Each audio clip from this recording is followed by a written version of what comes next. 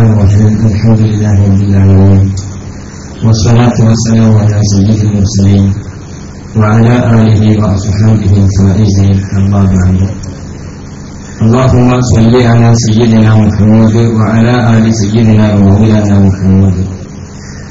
ഏറ്റവും ബഹുമാനാദരവ് നിറഞ്ഞ ഈ വേദിയിലുള്ള ഉലമാക്കളെ, ഉമറാക്കളെ, സയ്യിദന്മാരെ, സദസ്സിലിരിക്കുന്ന ഓരോ മഹല്ല് ജമാഅത്തിന്റെയും ഭരണ നേതൃത്വം വഹിക്കുന്ന പ്രിയപ്പെട്ട മഹല്ല് കാരണവന്മാരെ, സുഹൃത്തുക്കളെ, അല്ലാഹുവിന്റെ അപാരമായ അനുഗ്രഹത്താൽ ഈ വിശുദ്ധമായ സ്ഥാപനത്തിന്റെ വാർഷികാഘോഷത്തിന്റെ ഭാഗമായി സംഘടിപ്പിച്ചു വരുന്ന മഹല്ല് സംഗമത്തിന്റെ രണ്ടാം വിഷയാവതരണത്തിലാണ് നമ്മൾ നിൽക്കുന്നത്. അല്ലാഹു ഇത് നമ്മിൽ നിന്നും ഖൈറായി സ്വീകരിക്കുമാറാകട്ടെ. ആമീൻ. ആമുഖമായി തന്നെ ഈ സ്ഥാപനം സമസ്ത കേരള ജമിയത്തുൽ ഉലമയുടെ പിറവിക്ക് 2 വർഷം മുമ്പേ ജന്മം കൊടുത്തൊരു സ്ഥാപനമാണ്. അന്യരായ പാമീൽ ഉസ്താദിന്റെ 1000 ജീവൻ ഓർമ്മകൾ നിലനിൽക്കുന്ന ഈ സ്ഥാപനം മുറ്റത്ത് വെച്ച് താനൂർ പ്രദേശത്തെ ഈസ്റ്റ് വെസ്റ്റ് മേഖലകളിലായുള്ള 60 മഹല്ലിലെ ആളുകളെ വിളിച്ചു വരുത്തി അവരുടെ മഹല്ല് പ്രവർത്തനങ്ങൾക്ക് ചില കർമ്മ പദ്ധതികളും പ്രവർത്തന രൂപരേഖകളും തയ്യാറാക്കലാണ് ഈ സംഗമത്തിന്റെ വലിയ ലക്ഷ്യം. എന്തുകൊണ്ട് ഇസ്ലാമിലും ഇത്തരം ഒരു ഒരുക്കത്തിന് തയ്യാറായി വന്നു എന്ന് ചോദിച്ചാൽ, വന്യരായ പാമീൽ ഉസ്താദ് ഇവിടെ തുടങ്ങി വെച്ച വലിയ നവോത്ഥാനം മഹല്ലുകളിലൂടെ മുസ്ലിം സമൂഹത്തിന്റെ നവോത്ഥാനം സാധ്യമാകുന്നൊരു തിരിച്ചറിവിലാണ് ഈ 90ാം വാർഷികാഘോഷത്തിന്റെ നിറവിൽ വീണ്ടും ഇങ്ങനൊരു സംഗമം വിളിച്ച് ഇന്ന് ഇവിടെ ഒരു സംഗമം നടക്കുമ്പോൾ ഏറ്റവും പ്രധാനമായുള്ളത് കേവലം ഇന്നൊരു 60 മഹല്ലിൽ ആളുകളെ വിളിച്ചൊരു വലിയ സമ്മേളനം നടത്തി പിരിയലല്ല. ഇവരിതിന്റെ തുടർ പദ്ധതികൾ വലിയ ആഘോഷത്തോടുകൂടി നടപ്പിലാക്കാൻ വേണ്ടി ഇവിടെ സെന്റർ ഫോർ കൾച്ചർ ഹിഡുമ എന്ന പേരിൽ centre for cultural and social excellence of Tanur എന്ന പേരിൽ ഒരു സെന്റർ വന്യരായ കേരള വഖഫ് ബോർഡിന്റെ ചെയർമാൻ, വന്യരായ സുന്നി മഹല്ല് ഫെഡറേഷന്റെ മലപ്പുറം ജില്ലാ കമ്മിറ്റിയുടെ പ്രസിഡന്റ് സയ്യിദ് റഷീദ് അലി ശിഹാബ് തങ്ങൾ ഇവിടെ ഉദ്ഘാടന കർമ്മം നിർവഹിച്ചിട്ടുണ്ട്. ഇനി 60 മഹല്ലിലെ ആളുകൾ ഇന്ന് ഇവിടുന്ന് പിരിഞ്ഞു പോയാൽ ഞങ്ങളെ മഹല്ലിൽ ഇന്ന പദ്ധതി ചെയ്യണം, നിങ്ങളിങ്ങനെ വയറു പറഞ്ഞ് പോയിക്കാണല്ലോ, അല്ല, ആ പറഞ്ഞ ഓരോ പദ്ധതിയുടെയും രൂപരേഖകൾ നടപ്പിലാക്കാൻ നിങ്ങൾക്ക് സദാ പിന്തുണയുമായിട്ട് ആ തിരുമയോടെ പ്രവർത്തിക്കാം. പ്രിയങ്കരായ ഇവിടെയുള്ള ഉസ്താദുമാര്, ഉദവി സുഹൃത്തുക്കൾ, മറ്റു ഉസ്താദുമാര്, സമദ് ഫൈസി ഉസ്താദിന്റെ നേതൃത്വത്തിൽ സർവ്വസജ്ജമായിട്ട് ഇൻഷാ അല്ലാഹ് തിരുമയിലൂടെ പ്രവർത്തനം നിങ്ങൾക്ക് ലഭ്യമാകും. കാരണം ഇത് സമസ്ത കേരള ജമിയത്തിലൂടെ നേരിട്ട് നടത്തുന്ന സ്ഥാപനമാണ്. നമ്മുടെ നവോത്ഥാനം സംഭവിക്കേണ്ടത് മഹല്ലുകളിൽ നിന്ന് തന്നെയാണ്. നിങ്ങൾ ആലോചിച്ച് നോക്കണം. ആമുഖമായി വളരെ പ്രധാനപ്പെട്ട ചില കാര്യങ്ങൾ നമ്മൾ മനസ്സിലാക്കണം. ഇന്ന് കേരളത്തിൽ 14,000 മുതൽ 16,000 വരെ മദ്രസകൾ പ്രവർത്തിക്കുന്നുണ്ട്. അതിൽ 10,500 മദ്രസ പ്രവർത്തിക്കുന്നത് സമസ്ത കേരള ജമിയത്തുൽ ഉലമയുടെ കീഴിലാണ്. നമ്മൾ മനസ്സിലാക്കേണ്ടത് 16,000 മദ്രസ അല്ലെങ്കിൽ 15,000-ഓളമുള്ള മദ്രസയിൽ 3/4 ഭാഗത്തിലധികവും സമസ്ത കേരള ജമിയത്തുൽ ഉലമ നേരിട്ട് നടത്തുന്നു. ഇവിടെയുള്ള മഹല്ലുകളുടെയും അധികാരം ഇങ്ങനെ തന്നെയായിരിക്കും. സുന്നി മഹല്ല് ഫെഡറേഷൻ മഹല്ല് കമ്മിറ്റികളായി ഇത് നിർവഹിക്കുന്നത്. 1,30,000 മുഅല്ലിമുകളെ ഏകദേശം കേരളത്തിൽ പ്രവർത്തിക്കുമ്പോൾ, ജോലി ചെയ്യുമ്പോൾ അതിൽ 1,00,000-ഓളം മുഅല്ലിമുകൾ സമസ്ത കേരള ജമിയത്തുൽ ഉലമയുടെ കീഴിലാണ്. ഈ ആളുകളൊന്ന് മനസ്സ് വെച്ചാൽ കേരളത്തിലെ മുഴുവൻ മുസ്ലിങ്ങളുടെയും പുതിയ നവോത്ഥാനം സാധ്യമാകുന്നത് തീർച്ചയാണ്. ഈ തിരിച്ചറിവിലാണ് സുന്നി മഹല്ല് ഫെഡറേഷന്റെ ജന്മം തന്നെ ഉണ്ടാകുന്നത്. 1976 ആദ്യമായി SMFന്റെ രൂപം പിറവിയെടുക്കുന്നത്. തിരൂരങ്ങാടി പഞ്ചായത്തിലെ 7 മഹല്ലുകളോളം കൂടി ചേർന്ന് ഡോക്ടർ യു ബാപ്പുട്ടി ഹാജി, ഞങ്ങളുടെ വന്യ പിതാവ് ഡോക്ടർ യു ബാപ്പുട്ടി ഹാജിയുടെ നേതൃത്വത്തിൽ അള്ളാഹു അവരോടൊപ്പം നമ്മെ സ്വർഗ്ഗലോകത്തിൽ ഒരുമിച്ച് കൂട്ടുമാറാകട്ടെ. ആമീൻ. മഹാനുഭാവരുടെ നേതൃത്വത്തിൽ ആദ്യമായി തിരൂരങ്ങാടി പഞ്ചായത്ത് കമ്മിറ്റിയാണ് നിലവിൽ വരുന്നത്. തുടർന്ന് പിറ്റത്തെ വർഷം 1977 മലപ്പുറം ജില്ലാ കമ്മിറ്റി നിലവിൽ വരുന്നത്. അങ്ങനെ 1977 രൂപീകൃതമായ ഈ മലപ്പുറം ജില്ലാ കമ്മിറ്റിയുടെ കീഴിലായിട്ട് 1986 ഇന്ന് ഇസ്ലാമിക് യൂണിവേഴ്സിറ്റി എന്ന് വളർന്നു പന്തലിച്ച മഹാ ഇസ്ലാമിക കലാലയത്തിലെ പിറവിയെടുത്തത് അധികം ശേഷമാണ് 1987 കുറ്റിപ്പുറത്ത് വെച്ച് നടന്ന സമസ്തകളുടെ ജമിയത്തുൽ ഉലമയുടെ മഹിതമായ സമ്മേളനത്തിൽ വെച്ച് ഇതിന് സ്റ്റേറ്റ് കമ്മിറ്റി നിലവിൽ വരുന്നത്. മന്യരായ ശംസുൽ ഉലമ പ്രസിഡന്റായി, മന്യരായ ഹൈദരലി ശിഹാബ് തങ്ങൾ ജനറൽ സെക്രട്ടറി ആയിട്ട് ഈ കമ്മിറ്റി നിലവിൽ വന്നതോടുകൂടി കേരളത്തിന്റെ മുക്കുമൂലകളിലുള്ള മഹല്ലുകളുടെ പ്രവർത്തനങ്ങളിലേക്കൊക്കെ സമസ്തയുടെ നേരിട്ടുള്ള ഇടപെടലുകൾ സാധ്യമായി. ഇങ്ങനെ എന്തിനാണ് സമസ്ത നേരിട്ട് മഹല്ലിലേക്ക് വന്നത്? എന്റെ പ്രിയമുള്ള സദസ്സിനോട് എനിക്ക് പറയാനുള്ളത്, നമ്മുടെ പല പ്രവർത്തനങ്ങളുടെയും വേര് ശക്തിപ്പെടേണ്ടത് മഹല്ലിൽ നിന്നാണ്. അത് സാധ്യമാകലേ താനൂരിലെ മുസ്ലിങ്ങളുടെ നവോത്ഥാനം ഉറപ്പുവരണം. സമസ്തകളുടെ ജമിയത്തുൽ ഉലമ അവിടെ നിന്ന് തീരുമാനമെടുത്താൽ ഇത് പൂർണ്ണാർത്ഥത്തിൽ വിജയിക്കോ? ഇത് വിജയിക്കണോ? താനൂരിൽ എന്റെ മുമ്പിലിരിക്കുന്ന ഈസ്റ്റ് വെസ്റ്റിലെയും 60 മഹലിൽ നിന്നുള്ള പ്രതിനിധികളായ എന്റെ മുമ്പിലിരിക്കുന്ന കാരണവന്മാർ തീരുമാനിക്കണം. എന്റെ മഹലിൽ ഈ ദീനിന്റെ സംരംഭങ്ങളൊക്കെ നിലവിൽ വരണമെന്ന്, ഇത് ശക്തിപ്പെടണം. അതുകൊണ്ടാണ് ഈ വാർഷിക സമ്മേളനത്തിൽ ഇങ്ങനെ ഒരു വേദി വെച്ചത് തന്നെ. ആദ്യമായി വളരെ ആമുഖമായ വിഷയം ഞാൻ സൂചിപ്പിച്ചുകൊണ്ട് എന്റെ വിഷയ അവതരണത്തിലേക്ക് കടക്കുകയാണ്. ഒന്നാമതായിട്ട് മഹല്ലിലെ പ്രവർത്തനങ്ങൾ, രണ്ടാമതായിട്ട് മഹല്ലിൽ ലഭ്യമാവുന്ന ആനുകൂല്യങ്ങളെ പറ്റി എനിക്ക് പറയാൻ തന്നെ ഇപ്പോ പറയേണ്ട ആവശ്യമില്ലാത്ത രീതിയിൽ നമ്മളൊക്കെ ഒരുപാട് സെഷനുകളിൽ ഇത് ചർച്ച ചെയ്തിട്ടുണ്ടാവും പല ഇടങ്ങളിലായിട്ട്. അതുകൊണ്ട് കഴിഞ്ഞ 2-3 ദിവസങ്ങൾക്ക് മുമ്പ് ഏപ്രിൽ 1 ദാർഹുദയിൽ വെച്ച് നടന്ന പരിപാടിയിലും അന്ന് നിങ്ങൾക്കൊക്കെ ബുക്കിലെറ്റ് കൈമാറിയിട്ടുണ്ടാവും. അപ്പൊ അത് നിങ്ങളുടെ കയ്യിലുണ്ടാകുമെന്ന വിശ്വാസത്തോടുകൂടി കൂടുതൽ ആ മേഖലകളിലേക്ക് ഞാൻ കടക്കുന്നില്ല. ആദ്യമായിട്ട് എനിക്ക് പറയാനുള്ളത്, നമ്മൾ കൃത്യമായി നമ്മളൊന്ന് മനസ്സിലാക്കണം. അഥവാ എന്റെ മഹല്ലിന്റെ നേതൃത്വം അവരെ പറ്റി ഒന്ന് മനസ്സിലാക്കണം. ഇവിടെ ആമുഖമായി തന്നെ ഓടിക്കേൾപ്പിച്ചൊരു ആദ്യമായി ഇവിടെ സ്വാഗത ഭാഷ നിർവഹിച്ച വന്യരായ ഉസ്താദ് ഇവിടെ സൂചിപ്പിച്ച ഒരു ഹദീസുണ്ട്. എന്റെ സദസ്സുകളുടെ മുഴുവൻ ആളുകൾക്കും മനഃപ്പാടമുള്ള ഹദീസാണ്. അതാണ് നമ്മൾ എപ്പോഴും മനസ്സിൽ ഹൃദയത്തിൽ കൊണ്ടു നടക്കേണ്ട ഹദീസ്. കുല്ലുക്കും റാഇൻ വകുല്ലുക്കും മസ്ഊലുൻ അൻ റഇയതിഹി എന്ന ഉത്തരവാദിത്തത്തിന്റെ പേരിലാണ് നമ്മളൊക്കെ ഇവിടെ വന്നത്. അതുകൊണ്ടാണ് നമ്മൾ ഇങ്ങോട്ട് വിളിച്ചപ്പോൾ വളരെ സന്തോഷത്തോടുകൂടി ഈ ചുട്ടുകൊള്ളുന്ന വെയിലും സഹിച്ചുകൊണ്ട് ഇവിടെ ഇരിക്കുന്നത്.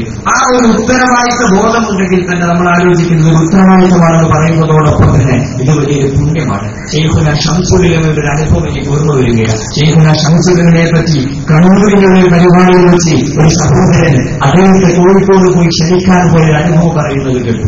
ഞാൻ എന്റെ മഹല്ല് നിവാസികളുടെ സംഗമത്തിലൊക്കെ ചെല്ലുമ്പോൾ വളരെ അസൂയോടുകൂടി അവരെ നോക്കിക്കാണാൻ ആ സംഭവത്തിന് ശേഷം എനിക്ക് കാണേണ്ടി വന്നു. കാരണം ആ ശംസുലമയെ കുറിച്ച്, മഹാനുഭാവനെ കുറിച്ച് ആ സദസ്സിലെ അധ്യക്ഷത വഹിച്ച ആ സഹോദരന്റെ എഴുന്നേറ്റ് പറയുകയാണ്. വർഷങ്ങൾക്ക് മുമ്പ് ശൈഖുന ശംസുൽ ഉലമ മഹാനുഭാവർ കോഴിക്കോട് ജീവിച്ചിരിക്കുന്ന സമയത്ത് അദ്ദേഹത്തിന്റെ വീട്ടിലേക്ക് കണ്ണൂരിൽ നിന്നൊരു പരിപാടിക്ക് ക്ഷണിക്കാൻ വേണ്ടി ശൈഖുനായുടെ അടുത്തേക്ക് സഹോദരൻ വന്നു. അദ്ദേഹം ആ നാട്ടിലെ വലിയൊരു ഉമറാക്കളിൽപ്പെട്ട മനുഷ്യനാണ്. അദ്ദേഹം ഒരു ശൈഖുനെ കണ്ടു, കൈപിടിച്ചുകൊണ്ട് പരിപാടിക്ക് ക്ഷണിക്കാൻ വേണ്ടി ഉസ്താദിന്റെ അടുത്ത് വന്നു. ഡേറ്റ് നോക്കി ഭംഗിയായ ശൈഖുന പരിപാടി ഏറ്റെടുത്തു. വളരെ സന്തോഷത്തോടുകൂടി അദ്ദേഹത്തിന്റെ നാട്ടിലേക്ക് വരാൻ ഉസ്താദ് തീരുമാനമെടുത്തു. അത് സന്തോഷത്തോടുകൂടി സ്വീകരിച്ചു. ഡേറ്റൊക്കെ കിട്ടിയ സന്തോഷത്തിൽ ആ സഹോദരൻ തിരിച്ചറിഞ്ഞു വരുമ്പോൾ സമയത്ത് ഉസ്താദിന്റെ കൈ പിടിച്ചുകൊണ്ട് പറഞ്ഞു, ഉസ്താദെ ഞാൻ പോവുകയാണ്, നിങ്ങളൊന്ന് എനിക്ക് വേണ്ടി ദുആ ചെയ്യണമെന്ന് പറഞ്ഞു. ഉസ്താദിന്റെ കൈ പിടിച്ച് എനിക്ക് വേണ്ടി ദുആ ചെയ്യണമെന്ന് പറഞ്ഞ സമയം ശൈഖുന ആ സഹോദരന്റെ കൈയിൽ മുറുക്കി പിടിച്ചത് പറഞ്ഞു, നിൽക്കൂ സഹോദര, ഒരു മിനിറ്റ് നീ നിൽക്കൂ എന്ന് പറഞ്ഞു. നീ എന്താണ് എന്നോട് പറഞ്ഞതെന്ന് ചോദിച്ചു. ശൈഖുനയോട് ആ മനുഷ്യൻ പറഞ്ഞു, ഞാൻ പറഞ്ഞത് ഉസ്താദെ അങ്ങ് ദുആ ചെയ്യണമെന്ന്. പ്രിയപ്പെട്ട സഹോദര, നിങ്ങളെപ്പോലെയുള്ള നാട്ടിലെ പൊതുജനങ്ങളായ ഉമറാക്കള് അള്ളാഹുവിന്റെ ദീനിനു വേണ്ടി മഹല്ല് പ്രവർത്തനങ്ങളിലൂടെ സേവനം ചെയ്യുന്നവരാ. ഞങ്ങളെപ്പോലെയുള്ള ആലിമീങ്ങളും ദീനിനു വേണ്ടി സേവനം ചെയ്യുന്നുണ്ട്. പക്ഷേ ഞങ്ങൾ പള്ളികളിൽ ഖത്തീബുമാരായി, മുഅദ്ദിനുകളായി, മുഅല്ലിമീങ്ങളായി, മുദരിസീങ്ങളായിട്ടൊക്കെ സേവനം ചെയ്യുമ്പോൾ അള്ളാഹുവിന്റെ ദീനിനു വേണ്ടി സേവനം ചെയ്യുന്നതോടൊപ്പം തന്നെ ദുനിയാവിൽ നിന്ന് അതിന് ശമ്പളമായി അതിന് കാശ് കൈപ്പറ്റുന്നവരാ. പക്ഷേ നിങ്ങളെപ്പോലെയുള്ള നാട്ടുപ്രവർത്തകർ, ഉമറാക്കളായ മനുഷ്യർ അള്ളാഹുവിന്റെ ദീനിനു വേണ്ടി സേവനം ചെയ്യുമ്പോൾ 5 പൈസ പോലും കാശായി കൈപ്പറ്റാത്ത നിഷ്കളങ്കരായി പ്രവർത്തിക്കുന്നവരാ. അതുകൊണ്ട് നിങ്ങൾ എനിക്ക് വേണ്ടി ദുആ ചെയ്യണമെന്ന് ശൈഖുന ശംസുൽ ഉലമ പറഞ്ഞെങ്കിൽ എനിക്ക് ഉമറാക്കളെ കാണുമ്പോൾ അതിനുശേഷം വല്ലാത്ത സന്തോഷമാ. അതിന്റെ പ്രിയമുള്ള സഹോദരങ്ങളെ, ശൈഖുനാ ശംസുൽ ഉലമ പോലും ഒരു വേള പ്രാർത്ഥന കൊണ്ട് വസിയത്ത് ചെയ്ത വിഭാഗമാണ് പുണ്യ നബി മുഹമ്മദ് മുസ്തഫ സ്വല്ലല്ലാഹു അലൈഹി വസല്ലം തങ്ങൾ. അതുകൊണ്ടാ പറഞ്ഞത്, പുണ്യ നബി പറയുന്ന ഒരു ഹദീസ് കൂടി നമ്മളിവിടെ കൂട്ടിച്ചേർത്ത് വായിക്കണം. മൻ അഹബ്ബഹുല്ലാ, ഒരു മനുഷ്യനെ അള്ളാഹു ഇഷ്ടപ്പെട്ടാൽ ജഅലഹു ഖയ്യിമ മസ്ജിദ്, ആ മനുഷ്യനെ അള്ളാഹു പള്ളിയുടെ ഭരണകർത്താക്കളാക്കി മാറ്റുമെന്ന് പുണ്യ നബി മുഹമ്മദ് മുസ്തഫ സല്ലല്ലാഹു അലൈഹി. അപ്പൊ നമ്മളെ അള്ളാഹു ഇഷ്ടപ്പെട്ടു എന്നതിന്റെ ചെറിയ സൂചനകളായി ഈ മഹല്ലിന്റെ മെമ്പറും പ്രസിഡന്റും സെക്രട്ടറിയും ജോയിന്റ് സെക്രട്ടറിയും ട്രഷററുമൊക്കെയായി തെരഞ്ഞെടുക്കപ്പെട്ടതിലൂടെ നമുക്ക് നമ്മെ വായിക്കാൻ സാധ്യമാകും. ഇങ്ങനെ ഉത്തരവാദിത്തമാണ്, വലിയ പുണ്യമാണ്. ഇത് നമ്മൾ ആദ്യം മനസ്സിലാക്കുക. ഇനി ഇതിനേക്കാളും വലിയ പുണ്യമാണെന്നൊപ്പം മനസ്സിലാക്കിയ തന്നെ ഹദീസിൽ നമ്മൾ കേൾക്കേണ്ടത് ഇതൊരു ഉത്തരവാദിത്തമാണ്. സയ്യിദുന ഉമർ ഇബ്നുൽ ഖത്താബ് റളിയല്ലാഹു അൻഹുവിന് മദീനയുടെ ഉത്തരവാദിത്തം കിട്ടിയപ്പോൾ പിന്നെ ഉറക്കം നഷ്ടപ്പെട്ട കഥ നമ്മളൊക്കെ വായിച്ചവരാ. ശരിക്കും അതുപോലെ ഉറക്കം നഷ്ടപ്പെടേണ്ടവരാ എന്റെ മുമ്പിലിരിക്കുന്ന മഹല്ല് നിവാസികളൊക്കെ, മഹല്ലിലെ ഉത്തരവാദിത്തമുള്ളവരൊക്കെ. കാരണം എന്താ? അമീറുൽ മുഅ്മിനീൻ ഖലീഫ ഉമർ റളിയല്ലാഹു അൻഹു നട്ടപ്പാതിരാവിൽ ഉറക്കമൊഴിച്ചുകൊണ്ട് തന്റെ ഉത്തരവാദിത്തങ്ങൾ ജഗനിയന്താവായ തമ്പുരാൻ എന്നോട് ചോദ്യം ചെയ്യുമോ എന്ന പേടിയിൽ നടന്നതുപോലെ നമ്മളും നമ്മുടെ മഹല്ല് പ്രസിഡന്റ് സെക്രട്ടറി മെമ്പറായതിന്റെ പേരിൽ 2014-15 വർഷത്തിലെ കമ്മിറ്റി ഭാരവായി എന്നെ നിയോഗിക്കപ്പെട്ടിട്ടുണ്ടെങ്കിൽ നാളെ അള്ളാഹുവിന്റെ അടുക്കൽ വരുമ്പോ നമ്മുടെ നാട്ടിലെ സാധാ ആളുകളൊക്കെ നിസ്കരിച്ചോ നോമ്പ് നോറ്റോ എന്നൊക്കെ പറഞ്ഞിങ്ങനെ കടത്തിവിടുമ്പോ മെമ്പറെയും പ്രസിഡന്റിനെയും സെക്രട്ടറിയും ട്രഷററൊക്കെ അവിടെ പിടിച്ചു വെക്കും. എന്നിട്ട് അള്ളാഹ് ചോദിക്കും, പോകല്ല, ഈ 2014-15 താനൂര് മഹലിന്റെ പ്രസിഡന്റ് സെക്രട്ടറി ആയിട്ട് മെമ്പറായിട്ട് നിന്നെ വെച്ചില്ലേനോ, നീ നിന്റെ മുസൽമാന്റെ പുരോഗതിക്ക് വേണ്ടി എന്തൊക്കെ ചെയ്തെന്ന് ചോദിക്കുമ്പോ ഞങ്ങളിങ്ങനെ ചായയൊക്കെ കുടിച്ചിട്ട് ഇങ്ങനെ പിരിഞ്ഞിട്ടുണ്ട്, യോഗം കൂടിയിട്ടെന്ന് പറഞ്ഞാൽ രക്ഷപ്പെടാൻ പറ്റുമോ? അവിടെയാണ് നമ്മൾ ആലോചിക്കേണ്ടത്, നമ്മൾ ഉത്തരവാദിത്തം എങ്ങനെ നിർവഹിക്കണം. ഉത്തരവാദിത്തം നിർവഹിക്കാൻ മാത്രം നമ്മുടെ മഹല്ല് ഇന്ന് കെട്ടുറപ്പ് തകർന്നുകൊണ്ടിരിക്കും. ഒരുപാട് ചെയ്യാനുള്ള മഹല്ല. അപ്പം പറയും കാലഘട്ടമൊക്കെ പേച്ചില്ലേ, നമുക്ക് എന്തെങ്കിലും ചെയ്യാൻ പറ്റുമെന്നോ? കാലഘട്ടം പേച്ചാലാണ് കൂടുതൽ ചെയ്യേണ്ടത് എന്ന ഉത്തരവാദിത്തം. നമ്മൾ ആലോചിച്ച് നോക്കൂ, നിങ്ങൾ കേട്ടിട്ടുണ്ടാവും ഇന്ത്യൻ മെഡിക്കൽ അസോസിയേഷന്റെ കഴിഞ്ഞ 2014-13 വർഷങ്ങളിലെ റിപ്പോർട്ട്, ഇവിടെ നമ്മളൊക്കെ കണ്ണു തറപ്പിക്കുന്ന റിപ്പോർട്ട് വന്നിരുന്നു. മഹല്ല് നേതൃത്വം നമ്മൾ ജാഗ്രത കാണിക്കണമെന്ന് പറയാനാണ് ഞാനിത് പറയുന്നത്. IAMന്റെ റിപ്പോർട്ട് വന്നപ്പോൾ കേട്ടത് 2013 48,000 കുടുംബങ്ങളാണ് ഡൈവോഴ്സ് ചെയ്ത് വേർപിരിഞ്ഞ് ജീവിച്ചത്. 2014 ആയപ്പോൾ അത് 60,000-ഓളം കുടുംബങ്ങൾ ഡൈവോഴ്സ് കേസിലേക്ക് മടങ്ങി. ഇത് കേൾക്കുമ്പോ ഇതിനുശേഷം അവർ തീരുമാനിച്ചു, ഇനി കുടുംബങ്ങളിലെ ഈ വിവാഹ ബന്ധങ്ങൾ തകരാൻ കാരണം ഇതിനെപ്പറ്റിയുള്ള ബോധമില്ലായ്മയാണെന്ന് മനസ്സിലാക്കിയിട്ട് IMA ഇന്ന് നിർബന്ധമായിട്ട് പ്രീമാരിറ്റൽ കോഴ്സുകളൊക്കെ അവരിങ്ങനെ നടപ്പിലാക്കാൻ തീരുമാനിച്ചിരിക്കും. ഇന്ത്യൻ മെഡിക്കൽ അസോസിയേഷനാണ് തീരുമാനിച്ചത്. എന്നാൽ നമ്മൾ ഈ കുടുംബ കേസുകളുടെ കഥ എടുത്തു നോക്കൂ. കാസർഗോഡ് ജില്ലയിലെ ജില്ലാ നോട്ടറിയായി വർക്ക് ചെയ്യുന്ന ഒരു മുസ്ലിമായ വക്കീലിനെ കാണാൻ പറ്റിയപ്പോ ചോദിച്ചു, എങ്ങനെ നിങ്ങളെ മഹല്ലിൽ നിങ്ങളെ കുടുംബ കോടതിയിൽ വരുന്ന പ്രശ്നങ്ങളെ പറ്റി ചോദിച്ചപ്പോൾ പറഞ്ഞു, പർദ്ദയിട്ട ഉമ്മമാരും പർദ്ദയിട്ട മുസ്ലിങ്ങളായ സഹോദരിമാരും സഹോദരങ്ങളുമാണ് ഏറ്റവും കൂടുതൽ കുടുംബ കോടതികളിൽ എത്തുന്ന പ്രശ്നമെന്ന്. മഹല്ല് നേതൃത്വം വളരെ ജാഗ്രതയോടെ നമ്മുടെ കുടുംബങ്ങളിലെ നമ്മുടെ ആളുകളുടെ ഇടയിൽ നിന്ന് കുടുംബ കേസുകൾ കൂടുതലായിട്ട് വരുന്നത്. ഇനി നമ്മൾ ആലോചിക്കേണ്ടത്, ഇങ്ങനെ ധാരാളം പ്രശ്നങ്ങൾ മഹല്ലിൽ കൂടി വരുന്നു. സാമൂഹിക രംഗത്ത്, സാമ്പത്തിക രംഗത്തൊക്കെ പ്രശ്നങ്ങൾ. ഒരു കാസർഗോഡ് ജില്ലയിലെ ഒരു മുസ്ലിം ഭൂരിപക്ഷ പ്രദേശത്ത് ഒരു സർവേ നടത്തി, മഹല്ല് സർവേ. വന്യരായ കുട്ടി അഹമ്മദ് കുട്ടി സാഹിബ് ഇവിടെ സൂചിപ്പിച്ച ഞങ്ങളൊക്കെ സർവേ നടത്തണമെന്ന്. ഇൻഷാ അല്ലാഹ് നമുക്ക് അങ്ങോട്ടൊക്കെ കടക്കാൻ പോവാം. അപ്പോ ഒരു സർവേ നടത്തിയപ്പോ ആ മഹല്ലിൽ നിന്നും സർവേ നടത്തിയപ്പോൾ ഞെട്ടിക്കുന്ന ചില റിസൾട്ടാണ് അവിടെ കിട്ടിയത്. ഏകദേശം ആ 10 ലക്ഷത്തിലധികം ലോൺ എടുത്ത 20-ലധികം കുടുംബങ്ങളൊക്കെ ഒരു മഹല്ലിൽ നിന്ന് തന്നെ കിട്ടാൻ പറ്റിയെങ്കിൽ നിങ്ങൾ ആലോചിക്ക്, 10 ലക്ഷത്തിലധികം രൂപ ബാങ്കിൽ നിന്ന് ലോൺ എടുക്കുക. ഇനി ആ കുടുംബം എന്തെങ്കിലും രക്ഷപ്പെടും? പലിശയിൽ നിന്ന് ലോണില്ലാത്ത കുടുംബം വളരെ അപൂർവമാണ് ആ മഹല്ലിൽ അവർ കണ്ടെത്തിയത്. പലിശയില്ലാത്ത കുടുംബം. ഇനി ആ മഹല്ലാരെല്ലാവരും കൂടെ കൂട്ടുപ്രാർത്ഥന സമ്മേളനം നടത്തിയിട്ട് വല്ല കാര്യമുണ്ടോ? ഹറാം. പിന്നെ അവരുടെ ദുആ എങ്ങനെ സ്വീകരിക്കുമെന്ന് സയ്യിദുനാ മുഹമ്മദ് മുസ്തഫ സല്ലല്ലാഹു അലൈഹി വസല്ലം. അവന്റെ ഭക്ഷണവും അവന്റെ വസ്ത്രവും അവന്റെ പാർപ്പിടവും ഒക്കെ ഹറാമില്ല. പിന്നെ അവരുടെ ദുആ എങ്ങനെ സ്വീകരിക്കുമെന്ന് ഷഫീഉനാ മുഹമ്മദ് മുസ്തഫ. ഇന്ന് ഇതാണ് നമ്മുടെ നാട്ടിൻപുറങ്ങളിലൊക്കെ പലിശ വർദ്ധിച്ചു വരുമ്പോ, 5,000 രൂപ ആവശ്യം വരുമ്പോ, 10,000 രൂപ ആവശ്യം വരുമ്പോ പ്രിയപ്പെട്ട സഹോദരി സഹോദരൻ ഓടുന്നത് ആഭരണവുമായി ബാങ്കിലേക്ക്, ഹറാമിലേക്കാണെങ്കിൽ അവിടെ മഹല്ല് പ്രസിഡന്റും സെക്രട്ടറിയൊക്കെ അങ്ങനെ നോക്കി നിൽക്കുക. ഇവൻക്കൊരു ഉത്തരവാദിത്വം ഇല്ല എന്നാണോ?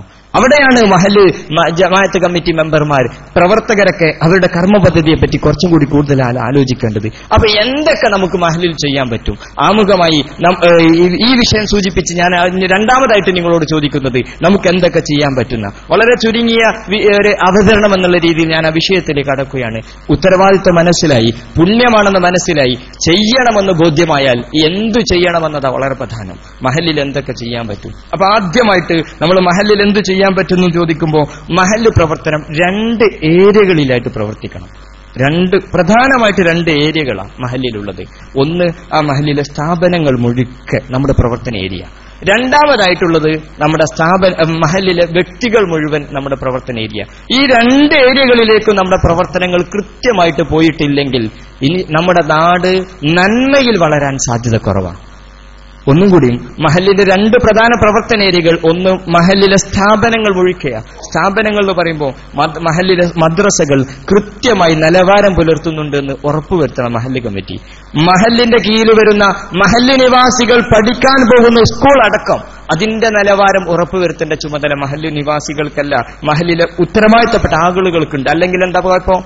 മഹല്ലിലെ കുട്ടികളൊക്കെ ഉഷാറേനി, അവര് തൊട്ടടുത്തുള്ള സ്കൂൾക്ക് പോയപ്പോഴാണ് മുഴുവൻ പയച്ചതെന്ന് പറയും. ആ സ്കൂൾക്ക് പോകലല്ലാതെ കുട്ടികൾ എന്നാ നീ സ്കൂളിൽ പോകണ്ടെന്ന് പറയാൻ പറ്റുമോ? പറ്റൂല.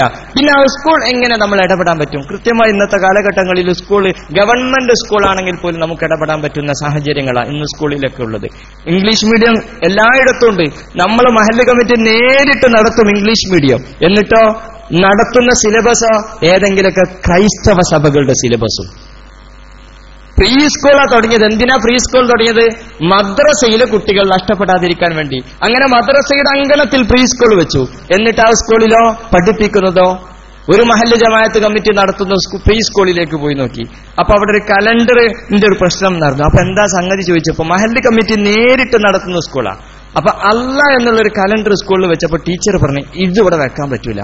1-2 ഹൈന്ദവ സഹോദരങ്ങളുടെ കുട്ടികൾ പഠിക്കുന്നുണ്ട്, ഇത് ജനറൽ സ്കൂളാണ്, അങ്ങനത്തെ കലണ്ടർ ഒന്നും വെക്കാൻ പാടില്ല. ഇത് മഹല്ല് കമ്മിറ്റി നേരിട്ട് കൊടുക്കുന്ന ശമ്പളം കൊടുക്കുന്ന സ്കൂളിലാണ്. അപ്പൊ ഞാൻ അവരുടെ സിലബസ് പരിശോധിച്ചപ്പോഴോ ക്രൈസ്തവ സഭ ഇറക്കുന്ന ഒരു ഇംഗ്ലീഷ് മീഡിയം സിലബസ് സ്കൂളിൽ ഫോളോ ചെയ്യുന്നത്. ആരാ നടത്തുന്നത്? മഹല്ല് കമ്മിറ്റി. ശമ്പളം കൊടുക്കുന്നത് മഹല്ല് കമ്മിറ്റി. പഠിക്കുന്നതിൽ 98% നമ്മുടെ മക്കള്. 8ഉം പൊട്ടും തിരിയാത്ത 4.5 വയസ്സ് 3.5 വയസ്സുമുള്ള കുട്ടി ചെറുപ്പത്തിലെ കൈപ്പറ്റുന്ന പുസ്തകം. പണ്ട് നമുക്ക് മദ്രസയിലെ അറയും അല്ലെങ്കിൽ അലിഫും ഭാവക്കായിരുന്നു. അതിന്റെ മുമ്പ് തുടങ്ങുന്നതോ ക്രൈസ്തവ സഭകൾ നേരിട്ട് നടത്തുന്ന സിലബസുകൾ. അങ്ങനെ നമ്മൾ എല്ലായിടത്തും ഇങ്ങനെ മാറി മാറി പോവുകയാണ്. അപ്പൊ സ്ഥാപനങ്ങൾ വളരെ പ്രധാനമാണ്. സ്ഥാപനങ്ങളുടെ ക്വാളിറ്റി എങ്ങനെ കൂട്ടാമെന്നുള്ളതിനെ പറ്റി ഇവിടെ ചർച്ച ചെയ്താൽ ഒരുപാട് സമയം പോകും. പ്രിയങ്കർ നമ്മുടെ ഈ ഇരിക്കുന്ന സദസ്യർക്ക് പറയാൻ പറ്റും, നിങ്ങൾക്ക് ഈ വിഷയവുമായി ബന്ധപ്പെട്ട് നിങ്ങളുടെ മദ്രസയുടെ ക്വാളിറ്റി കൂട്ടണോ, നിങ്ങളുടെ പ്രീ സ്കൂളിന് പുതിയ സംവിധാനങ്ങൾ വേണോ, നിങ്ങളുടെ സ്കൂളുകളുടെ നിലവാരം ഉയർത്തണോ, ഇതിനൊക്കെ ബന്ധപ്പെടാൻ ഇൻഷാ അല്ലാഹ് ഹിദുമ സജ്ജമാകും. ഹിദുമ സജ്ജമാകുന്ന ഉറപ്പ് പറയാൻ കാരണം ഹിദുമ ഇൻഷാ അല്ലാഹ് ഹിദുമയുടെ പ്രവർത്തനങ്ങളൊക്കെ വ്യാപിപ്പിക്കുന്നുണ്ട് ആ മേഖലകളിലേക്കൊക്കെ. അപ്പൊ ആ രീതിയിൽ നിങ്ങൾക്ക് അതിനെ ഉപയോഗപ്പെടുത്താൻ പറ്റും. ഇനി 2ാമത്തെ ഏരിയയിലേക്ക് കടക്കുന്നു. മഹല്ലിലെ പ്രധാനപ്പെട്ട 2ാമത്തെ ഏരിയ. ഒന്ന് സ്ഥാപനമാണെങ്കിൽ മറ്റൊരു പ്രധാന ഏരിയയാണ് മഹല്ലിലെ വ്യക്തികൾ.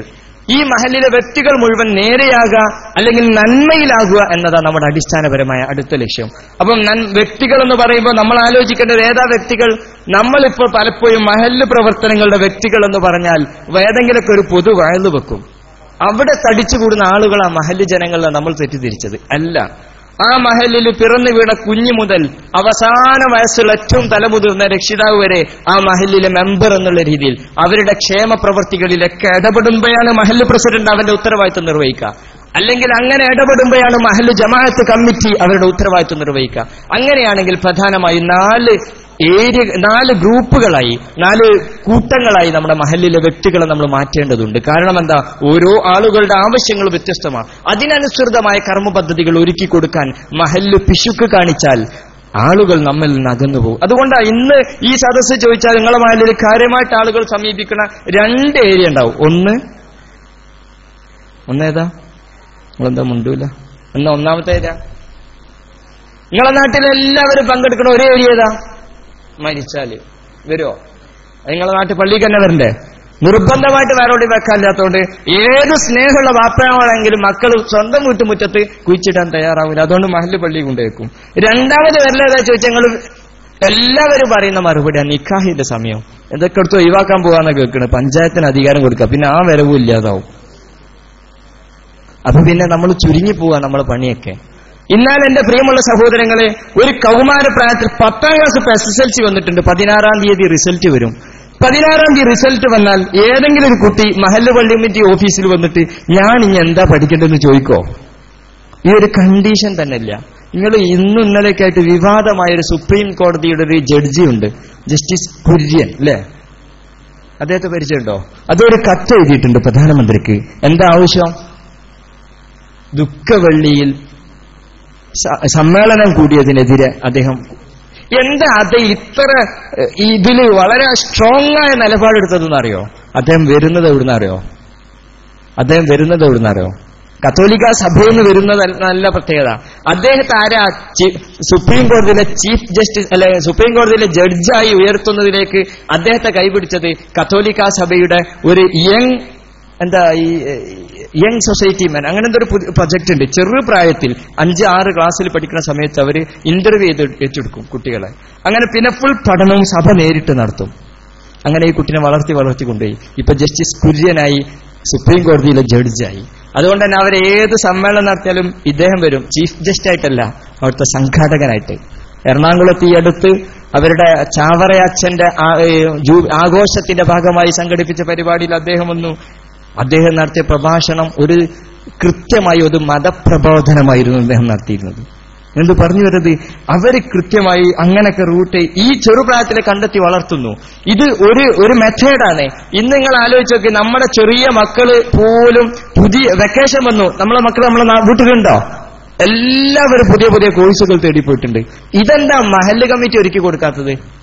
അങ്ങനെയല്ല മുസൽമാന്റെ മുഴുവൻ ഉത്തരവാദിത്വങ്ങൾ നിർവഹിച്ചു നമുക്ക് പറയാൻ പറ്റുള്ളൂ. അപ്പൊ നമ്മൾ ആലോചിക്കുക ഏതൊക്കെ വിഭാഗം ഉണ്ടാക്കാൻ പറ്റും. അപ്പൊ അടിസ്ഥാനപരമായി 4 വിഭാഗം മഹല്ലിലുണ്ട്. ഒന്ന്, ചെറിയ കുട്ടികൾ, കുരുന്നുകൂട്ടെന്ന KSMF പേരിട്ടിരുന്നു കഴിഞ്ഞ വർഷത്തിൽ. കുരുന്നുകൂട്ടെന്ന് പറഞ്ഞാൽ കൃത്യം വയസ്സാ, 7 വയസ്സ് മുതൽ 13 വയസ്സ് വരെയൊക്കെയുള്ള കുട്ടികളെ തന്നെ നമ്മളിങ്ങനെ കാണണം. എന്റെ മഹല്ല് താനൂര് ഈസ്റ്റ് മഹല്ല്, അങ്ങനെ മഹലുണ്ടോ എനിക്കറിയില്ല. ഉദാഹരണം മൂലക്കൽ, അങ്ങനെ എന്തോ തൊട്ടടുത്തൊരു മഹലില്ലേ?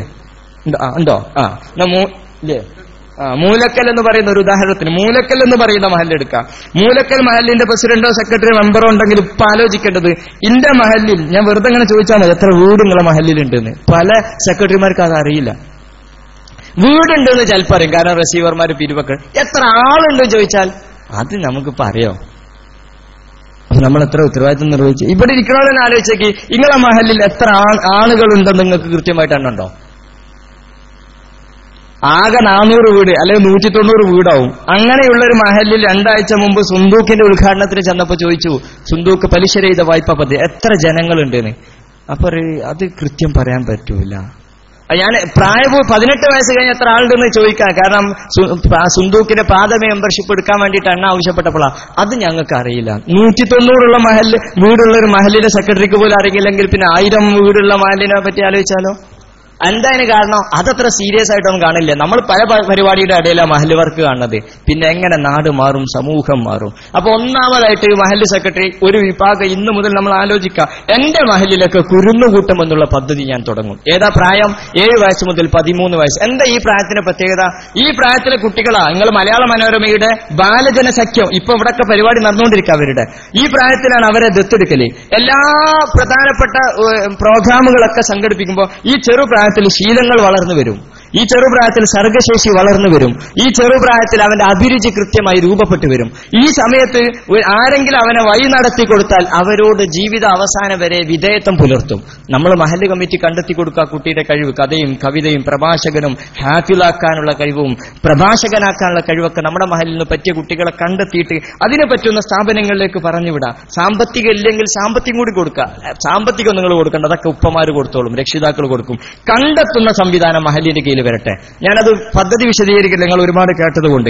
ഒന്ന്, കുരുന്നുകൂട്ടം എന്നുള്ളൊരു ആ ഒരു ഏരിയയിൽ വയസ്സിൽ വരുന്ന കുട്ടികൾക്ക് തന്നെ നമ്മൾ പരിപാടി സംഘടിപ്പിക്കും. നമ്മളൊരു പൊതു വയലിൽ വെച്ചിട്ട് നൌഷാദ് ബാക്കവിനെ വിളിക്കുക, കബീർ ബാക്കവിനെ വിളിക്കുക, അല്ലെങ്കിൽ ഏതെങ്കിലും ഒരു ഉസ്താദുമാരെ വിളിക്കുക. എന്നിട്ട് എല്ലാവരും ഇങ്ങനെ സംഗമിക്കുക. ചെറിയ കുട്ടികളും വലിയാളും യുവാക്കളും വയസ്സന്മാരും ഉമ്മാരും എല്ലാവരും പാടെ. എന്നിട്ട് അവര് വരുന്ന സമയത്ത് ഒരു വിഷയം കൊടുക്കും. ഇവിടെ വന്നാൽ ഈ ചെറുപ്പക്കാരെ മക്കളെ കണ്ട് ഉസ്താദിന്റെ ശൈലിയിൽ ഒരു പ്രസംഗം നടത്തി പിരിഞ്ഞു പോവുക. ഇത് മാത്രം മഹല്ല് പദ്ധതി എന്ന് വിചാരിച്ചു പോകല്ലേ. അപ്പൊ ഒന്ന് കുരുന്നുകൂട്ടം, രണ്ടാമതായിട്ട് നമ്മൾ ഇനി കാണുന്നത് ഇതിന്റെ തൊട്ട് മുകളിൽ ഒരു പ്രായമുണ്ട്, നമ്മളെല്ലാവരും ഏറ്റവും കൂടുതൽ പേടിക്കുന്ന പ്രായം, കൗമാര പ്രായത്തിലെ കുട്ടികൾ അഥവാ വിദ്യാർത്ഥി പ്രായം എന്നൊക്കെ കൃത്യമായിട്ട് പറയാൻ പറ്റും. സ്കൂളിൽ 9, 10, +1, +2 പഠിക്കുന്ന കുട്ടികൾ. നിങ്ങൾ ആലോചിച്ച് നോക്കി, ഈ കുട്ടികളാണ് നമ്മുടെ സമൂഹത്തിൽ ഏറ്റവും കൂടുതൽ ഗൈഡൻസ് ലഭ്യമാകാതെ ജീവിതം വഴിതെറ്റുന്നത്.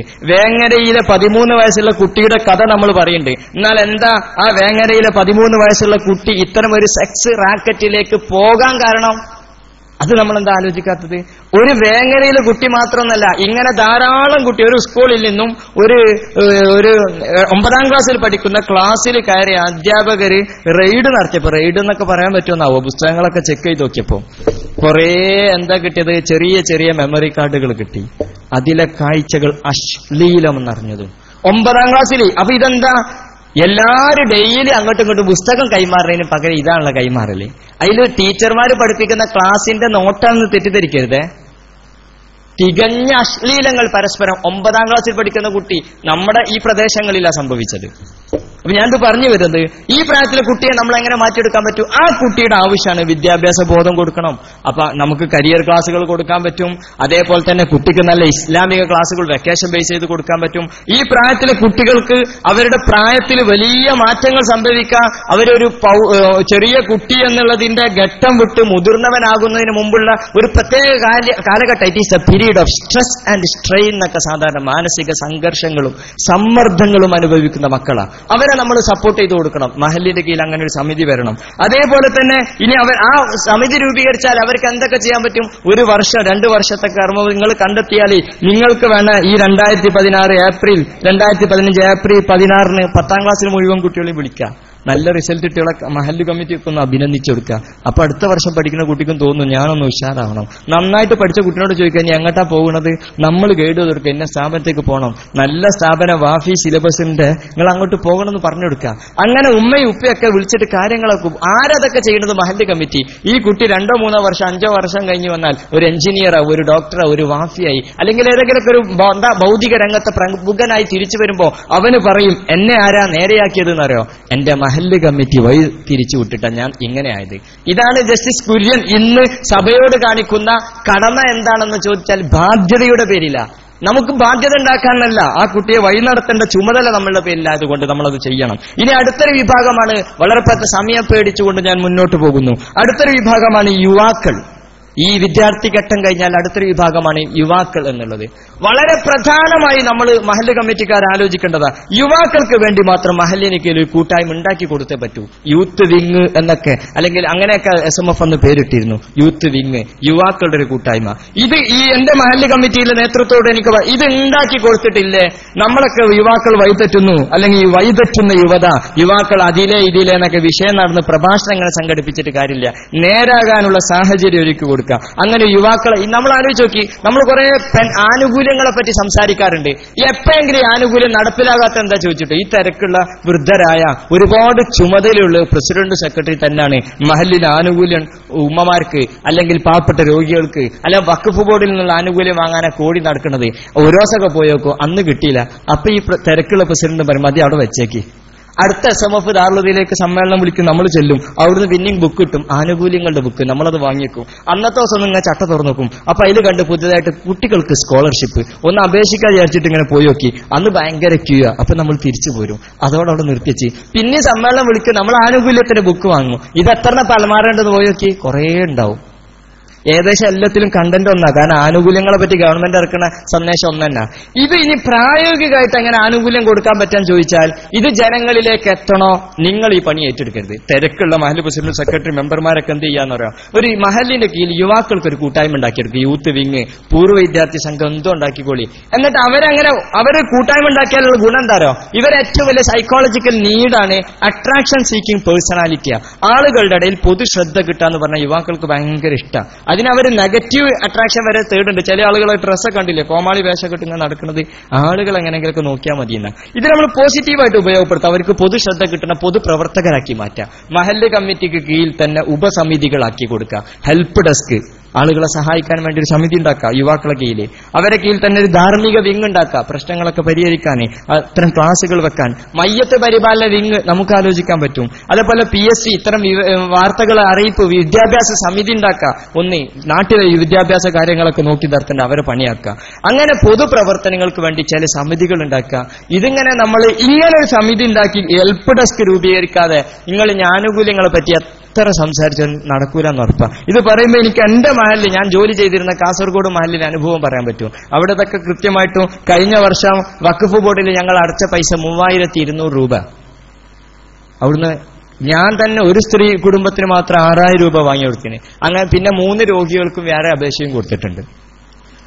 നമ്മളതൊന്നും വഖഫ് ബോർഡ് രജിസ്റ്റർ ചെയ്യില്ല. കാരണം എന്താ പറയാറോ, പൈസ അങ്ങോട്ട് കൊണ്ടുപോയി അടക്കാൻ വേണ്ടിയെന്ന്.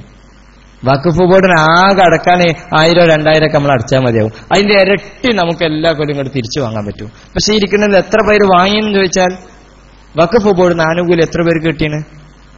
ഞാൻ ഇന്നലെ മിഞ്ഞാന്ന് 1-ാം തീയതിയുടെ അന്ന് രാവിലെ 1-ാം തീയതി മഞ്ചേരി വഖഫ് ബോർഡിൽ ജോലി ചെയ്യുന്ന പ്രിയപ്പെട്ട സുഹൃത്തിന് ഫോൺ ചെയ്ത് ചോദിച്ചു, നിങ്ങൾ എപ്പോഴത്തെ ആനുകൂല്യങ്ങളെ പറ്റി നിങ്ങൾ ഇങ്ങനെ വയലു പറയലല്ല കൊടുക്കാറുണ്ടോ ചോദിച്ചു. പറഞ്ഞേ ഇപ്പൊ പെൺകുട്ടികൾക്കുള്ള വിവാഹ ധനസഹായ ഫണ്ട് കുറച്ച് കെട്ടിക്കിടക്കുന്നുണ്ട്. കാരണം കുറെ അപേക്ഷ വന്നത്.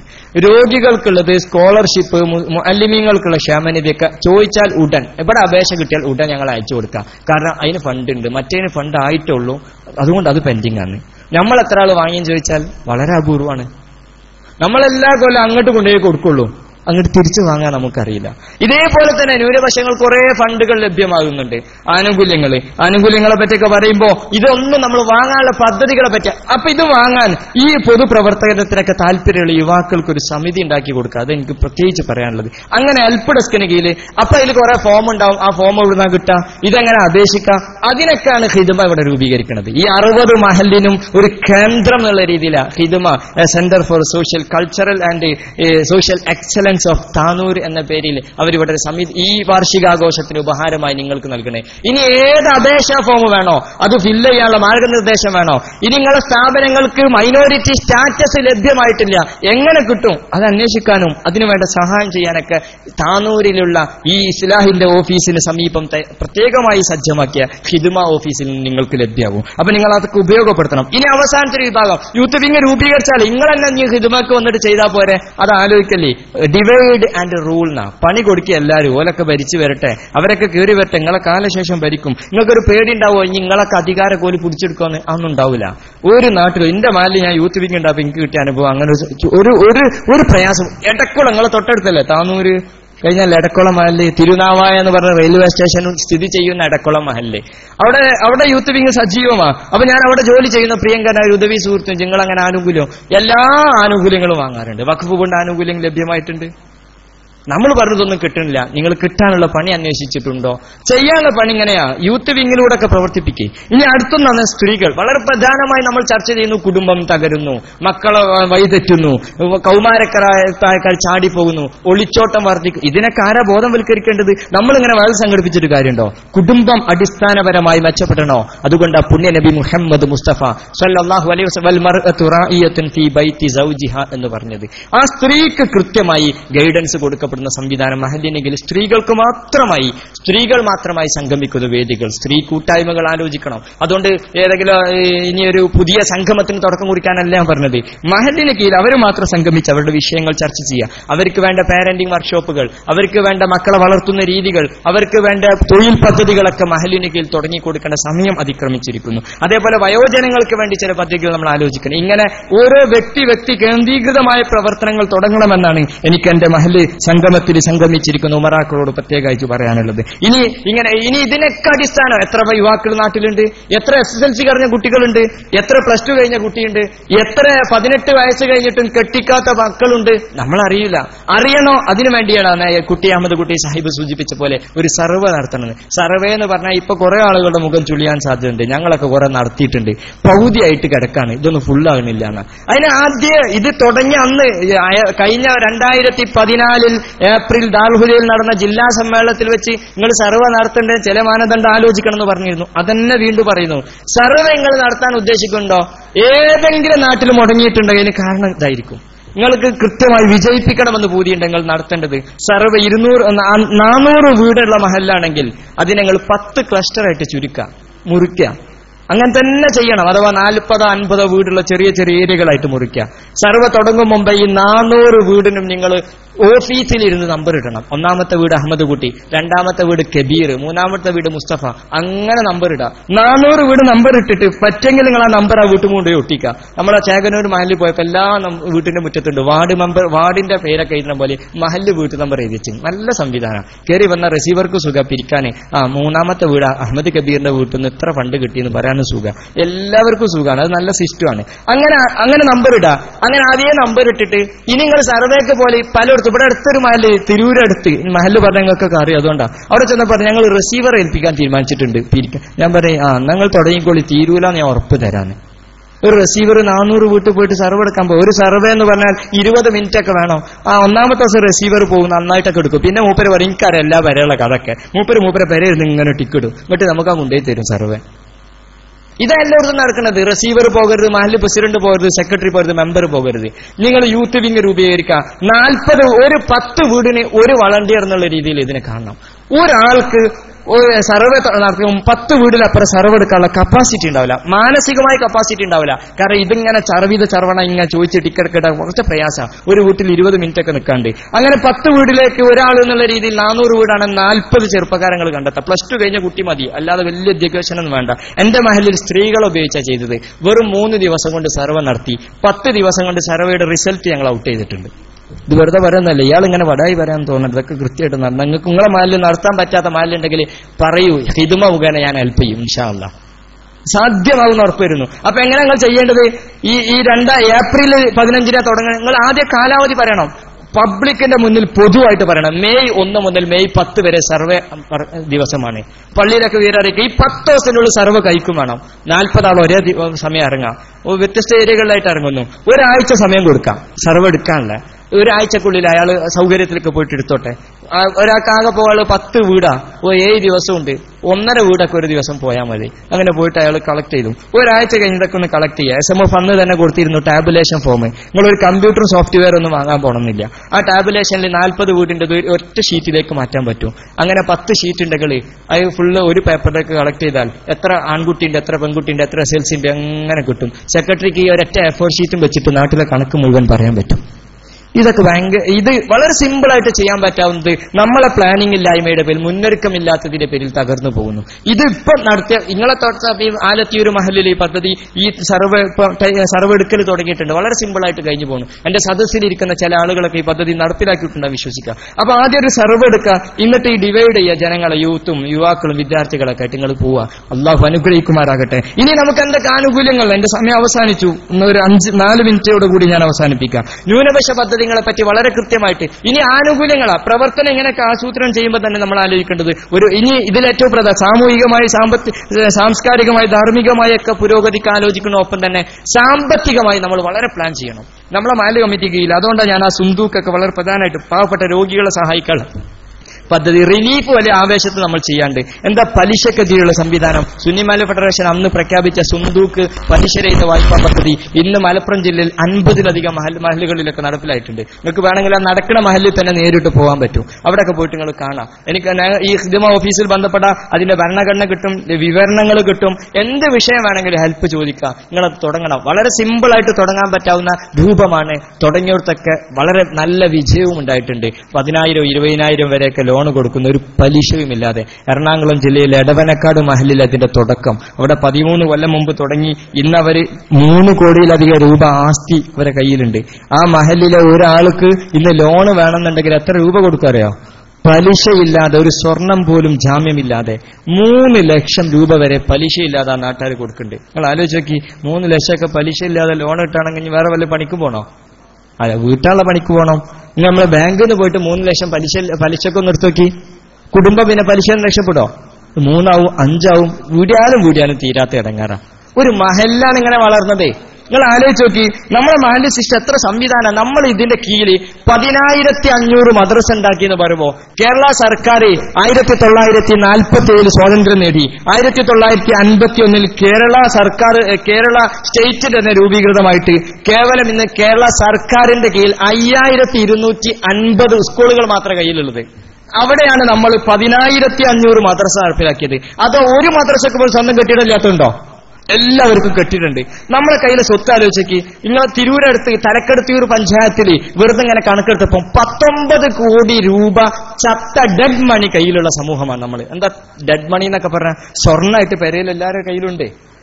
ഇത് ആവശ്യങ്ങൾക്ക് വേണ്ടി ബാങ്കിലുണ്ടാവും. എന്റെ ബാങ്കിലെ അക്കൗണ്ടിൽ 2 ലക്ഷം ഉണ്ടാവും. അതിനൊരു 50,000 ഒരു കൊല്ലത്തിന് നമ്മൾ സുന്തൂക്കിൽ നിക്ഷേപിക്കാൻ പറഞ്ഞാൽ മതി.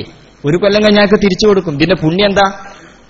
ഒരു സമൂഹത്തിനെ പലിശയിൽ നിന്ന് രക്ഷപ്പെടുത്താൻ മാത്രമല്ല, ഇയാൾ 50,000 കൊടുത്ത ഒരു കൊല്ലം കഴിഞ്ഞ് ഇയാൾക്ക് തിരിച്ചു കിട്ടും. അതിനിടയിൽ 10 ആൾക്ക് സഹായിച്ചാൽ 10 വട്ടം സ്വതക്ക ചെയ്ത പുണ്യമുണ്ടെന്ന് മുഹമ്മദ് മുസ്തഫ സല്ലല്ലാഹു. അപ്പൊ അങ്ങനെയൊക്കെയുള്ള പദ്ധതി ഞാൻ വിശദീകരിക്കാൻ എനിക്ക് സമയമില്ലാത്തത് കൊണ്ടാണ് എന്റെ പ്രിയമുള്ള സഹോദരങ്ങൾ പറയുന്നത്. ഇന്നത് കേട്ടിങ്ങനെ പിരിഞ്ഞു പോകുന്ന ഒരു സംവിധാനം ആവാതെ എന്തെങ്കിലുമൊക്കെ ഞങ്ങൾ ചെയ്യും ഇൻഷാ അല്ലാഹ്. ചെയ്യാൻ നിങ്ങൾ തീരുമാനിച്ചാൽ മതി. ബാക്കി മുഴുവൻ ഹിദ്മയെ കുറിച്ച് പ്രത്യേകം പറയണമെന്ന് അവർ ഒന്ന് സൂചിപ്പിച്ചത്. അതിന് കാരണം എന്താ? ഞങ്ങൾ ഇതിനൊക്കെ സജ്ജമായിട്ടുണ്ട് എന്നാ. ഇൻഷാ അല്ലാഹ് അവർ സജ്ജമായത് ദാറുൽ ഹുദ ഇസ്ലാമിക് യൂണിവേഴ്സിറ്റിയിൽ ഇതിന്റെ പൂർണ്ണ രൂപങ്ങൾ ഇന്ന് പ്രവർത്തിക്കുന്നുണ്ട്. ഞാൻ അവസാനിപ്പിക്കും മുമ്പ് പറയുന്നു, ഇത് ചെയ്യാൻ വേണ്ടി പല 2-3 വർഷം മുമ്പേ പദ്ധതികൾ ആവിഷ്കരിച്ചു. ചില മഹലിലേക്ക് ഇത് കോർഡിനേറ്റ് ചെയ്യാൻ ഉദവികളെ തന്നെ നിയമിച്ചു. അങ്ങനെ ഉണ്ടാക്കിയ രൂപരേഖ വെച്ച് മനസ്സിലായി എല്ലായിടത്തും ഉദവി കോർഡിനേറ്ററെ വെച്ചാൽ 12,000 15,000 സാലറി കൊടുക്കാൻ മഹല്ലാർക്ക് പറ്റില്ല. അപ്പൊ പഞ്ചായത്ത് ലെവലിലെ കോർഡിനേറ്റർ വെച്ചു. അതും പ്രയാസമാണെന്ന് ചിലയിടത്ത് ബോധ്യമായി. എല്ലാവർക്കും അതും പറ്റുന്നില്ല, എത്തിപ്പെടില്ല. അപ്പൊ ഞങ്ങൾ പുതുതായിട്ട് ആലോചിച്ചൊരു പദ്ധതിയാണ് HMAP, ഹാദിയ മഹല്ല അഡ്വാൻസ്മെന്റ് പ്രൊജക്ട് എന്ന പേരിൽ മഹല്ലുകളിലെ പ്രവർത്തനങ്ങൾ മുഴുവൻ, ഈ പറഞ്ഞ പ്രവൃത്തി മുഴുവൻ നിങ്ങളെ മഹല്ലിൽ ചെയ്യും. ഇവിടെ നിന്ന് ഹാദിയ ഓഫീസിൽ നിന്നും വേണ്ട ക്ലാസ്സിന് വേണ്ട ആളുകളൊക്കെ അവർ വിടും. അവർ ഒരു വർഷത്തെ എല്ലാ ആനുകൂല്യങ്ങളും വാങ്ങിക്കിടാൻ സ്കോളർഷിപ്പുകൾ വാങ്ങി ലഭ്യമാക്കാനുള്ള പദ്ധതികളൊക്കെ അവർ ആവിഷ്കരിച്ചു കൊടുക്കും. ഒരു ഏരിയ കോർഡിനേറ്റർ അവർ തന്നെ രൂപീകരിക്കും. നിങ്ങളെ യൂത്ത് വിങ് രൂപീകരിക്കും. അവർക്കുള്ള കർമ്മ പദ്ധതികൾ തയ്യാറാക്കിയും 1 വർഷം കൃത്യമായി നിങ്ങളെ ഫോളോ ചെയ്ത് ഇത് റൂട്ടിലാക്കി തരും. അതിനിടയിൽ സർവേ എടുപ്പിക്കും. എല്ലാ പദ്ധതികളും ചെയ്തു കൊടുക്കുന്ന പുതിയൊരു പ്രൊജക്റ്റാ HMAP എന്ന പേരിൽ, ഹാദിയ മഹൽ അഡ്വാൻസ്മെന്റ് പ്രൊജക്ട് എന്ന പേരിൽ. ഇതുമായി ബന്ധപ്പെട്ട് നിങ്ങൾക്ക് വിശദീകരണങ്ങൾ വേണമെങ്കിലും നമ്മളെ ഈ ഹിദ്മ ഓഫീസിൽ നിങ്ങൾക്ക് സഹായം ലഭ്യമാകും. പ്രിയങ്കരനായ ഈ സ്ഥാപനത്തിന്റെ അഡ്മിനിസ്ട്രേറ്റർ നൈസാമുദ്ദീനുമായിട്ടൊക്കെ ബന്ധപ്പെട്ടാൽ ഈ പ്രൊജക്ടിന്റെ വിശദീകരണങ്ങളൊക്കെ നിങ്ങൾക്ക് ലഭ്യമാവും. അത് അങ്ങനെ പദ്ധതികൾ ഏറ്റെടുത്ത് ഇനിയും ഉറങ്ങരുത് എന്ന് മാത്രം എനിക്ക് അവസാനമായിട്ട് പറയാനുള്ളൂ. ഇനി ന്യൂനപക്ഷ പദ്ധതികളെ പറ്റി പറയുമ്പോൾ ന്യൂനപക്ഷ പദ്ധതികൾക്ക് സ്ഥാപനങ്ങൾക്ക് മൈനോറിറ്റി സ്റ്റാറ്റസ് നമുക്ക് ലഭ്യമാകണം. അതൊന്നും വിശദീകരിക്കേണ്ട ആവശ്യമില്ലാത്ത രീതി നിങ്ങളുടെ കയ്യിൽ പുസ്തകമുണ്ട്. ആർക്കെങ്കിലൊക്കെ ആവശ്യമുണ്ടെങ്കിൽ നിങ്ങൾക്ക് പേഴ്സണൽ കോൺടാക്ട് ചെയ്യാം, സ്ഥാപനം വഴി കോൺടാക്ട് ചെയ്യാം, അല്ലെങ്കിൽ ദാർഹുദയുടെ ഹുദവി കൂട്ടായ്മ വഴി ഓഫീസ്, നേരത്തെ ഇവിടെ സുബൈർ ഉദവി സൂചിപ്പിച്ച പോലെ പാണക്കാട് തുടങ്ങിയ പുതിയ സെന്റർ ഫോർ സോഷ്യൽ എക്സലൻസ് ഓഫീസുമായി ബന്ധപ്പെട്ട് അവിടെ നിന്നൊക്കെ സഹായം കിട്ടും. മദ്രസ സ്ഥാപനം, സ്കൂൾ സ്ഥാപനങ്ങൾക്ക് വേണ്ട IDMI ഫണ്ട് പല സ്ഥാപനങ്ങൾ 75,000 30 ലക്ഷം 40 ലക്ഷമൊക്കെ ഗവൺമെന്റ് നിന്നും ഫണ്ട് വാങ്ങിയിട്ട് IDM ഇൻഫ്രാസ്ട്രക്ചർ ഡെവലപ്മെന്റ് ഫണ്ട്, അതേപോലെ മദ്രസ ക്വാളിറ്റി എംപവർമെന്റ് ഫണ്ട്, SPQM മദ്രസ നവീകരണ പദ്ധതികൾ, മദ്രസ അധ്യാപകർക്കുള്ള ക്ഷേമനിധി ഉണ്ട്. ഇത് പറയുമ്പോൾ സങ്കടം തോന്നാം. നമ്മുടെ മൈനോറിറ്റിയുടെ ഡയറക്ടർ ഡോക്ടർ നിസാർ സാർ വന്നപ്പോൾ ഒരിക്കൽ സംസാരത്തിൽ പറയാം, 1 ലക്ഷത്തി നമ്മൾ അഭിമാനത്തോടെ പറഞ്ഞു 1 ലക്ഷത്തിലധികം മുഅല്ലിമുകൾ സമസ്ത കീഴിലുണ്ടെന്ന്. പക്ഷേ ന്യൂനപക്ഷ ക്ഷേമ പദ്ധതി നടപ്പിലാക്കിയപ്പം കേവലം 14,000 ഉസ്താദുമാർ മാത്രമേ രജിസ്റ്റർ ചെയ്തിട്ടുള്ളൂ. ഇത് നടപ്പിലാക്കാൻ വേണ്ടി മാത്രം മൈനോറിറ്റി പ്രൊമോട്ടർമാരെ വെച്ചു. സങ്കടം, അങ്ങനെ പ്രൊമോട്ടർമാരുണ്ടെന്ന് മഹല്ല് കമ്മിറ്റിക്കാർക്ക് പോലും അറിയില്ലേ? അങ്ങനെ മൈനോറിറ്റിക്ക് ഒരു പ്രൊമോട്ടർ ഉണ്ടോ? ഇതേ ചോദിച്ചിരുന്നത്.